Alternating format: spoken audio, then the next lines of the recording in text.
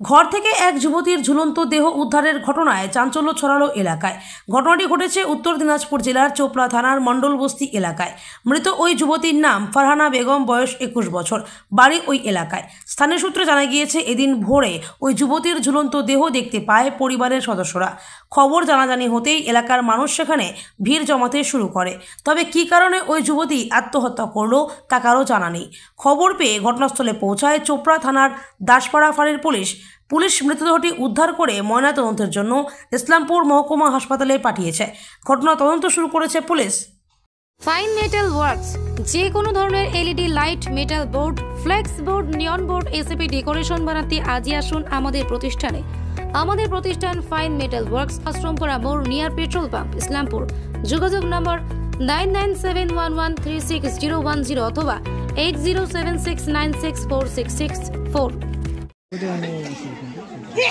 এখানে একটা মেয়ে ফাঁসি লাগা মারা গেছে, ও আমার ভাগ্নি হবে। আচ্ছা আচ্ছা। মানে মোর হয়েছিল গ্রামে, দুই পরিবারের মধ্যে কোনো কাঁচাল ঝগড়াও ছিল না। মেয়েটা একটু মেন্টালি ছিল ছোটো থেকে আর কি। এই কদিন আগে মানে হয়েছিল মোহর হওয়ার 4-5 মাস ধরে। কি নাম মেয়ের? মেয়েটা রেজনা পারবেন। বাড়ি কোথায়? ফারানা পারবেন। ফারানা পারবেন। বয়স কত? বয়সে 20-21। বাড়ি কোথায়? বাড়ি মণ্ডলবস্তি, উত্তর মণ্ডলবস্তি। আপনারা কীভাবে জানতে পারলেন?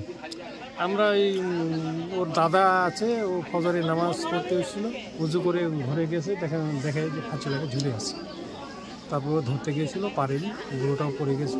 পরে ওর ছেলেকে ডাকছে, ও এসে ওকে পড়ে গেছে। নিচে? হ্যাঁ, নিজের না আচ্ছা, ওনার বাবার নাম কি? ওর বাবার নাম আবু বকর সিদ্দিক, মারা গেছে। ও তাহলে কারণ এখনো জানা যাচ্ছে না যে কি কারণে মারা গেছে। কারণ ওইটাই যে ওর একটু ব্রেন ছিল। ঠিক আছে, আপনার নাম কি? আজিউল। পুলিশ এসেছিল? পুলিশ আসছিল, বডি নিয়ে গেছে। ঠিক আছে।